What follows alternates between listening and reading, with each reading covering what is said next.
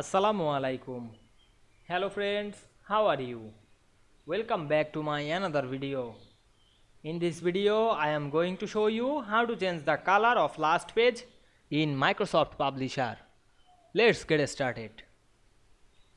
At first, we have to open a Publisher document. Now we want to change the color of last page. Go to the last page, then go to the page design option and click the background option.